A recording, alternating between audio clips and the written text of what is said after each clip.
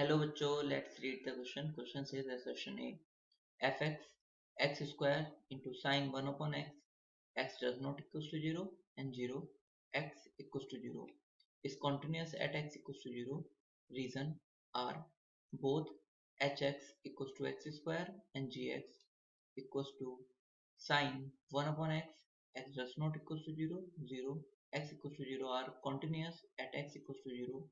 First option है both A and R are true and R is not correct explanation of A. Second option है both A and R are true but R is not the correct explanation of A. And third option है A is true but R is false. And fourth option है A is false but R is true. And fifth option है both A and R are false. इस question को करने के लिए हम इसका की कॉन्सेप्ट समझते हैं. तो की कॉन्सेप्ट है किसी पॉइंट पर कोई फंक्शन जो कॉन्टिन्यूस तब होता है जब limit x tends to a fx. उस पॉइंट a पर कॉन्टिन्यूस तब होगा फंक्शन जब limit x tends to a fx exist करे और इक्वल हो f of a के. देन हम बोलते हैं कि वो जो फंक्शन है कॉन्टिन्यूस है. हमें पहले वाले ऑप्शन में क्या गिवन है? पहले जो असर्शन ए है उसमें fx गिवन है.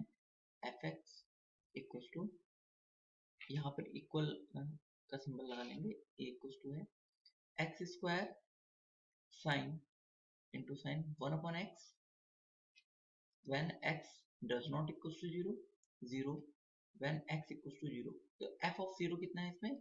f ऑफ 0 तो 0 है. अब लिमिट हम लिमिट फाइंड कर लेते हैं. Limit x tends to 0 fx जो कि इक्वल होगा limit x tends to 0 x square into sine 1 upon x. x tends to 0 पे x स्क्वायर तो 0 हो जाएगा into sine 1 upon x. Sine की वैल्यू जो होती है वो -1 से 1 के बीच में होती है हमेशा, और 1 और -1 भी हो सकती है. बट साइन 1 अपॉन x क्या हो जाएगा? इन्फिनिटी. तो इसकी वैल्यू ऑक्सीलेट करेगी किसके बीच में? -1 और 1 के बीच में. तो मैं इसको लिखता है फाइनाइट नंबर बिटवीन -1 एंड 1. सो इसकी मल्टीप्लाई करेंगे 0 से, ये हो जाएगा 0.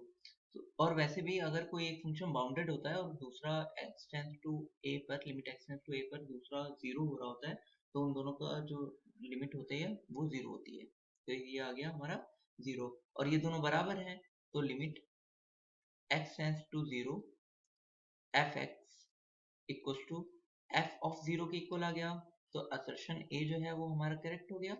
तो असर्शन a तो हमारा करेक्ट हो गया क्योंकि वो इसका मतलब ये क्या हो गया कि x इक्वल्स टू 0 पे कॉन्टिन्यूस हो गया. अब हम r को चेक कर लेते हैं. तो इसमें क्या कह रहा है कि जो gx और hx क्या दोनों कॉन्टिन्यूस है? हम इसको चेक कर लेते हैं 0 पर.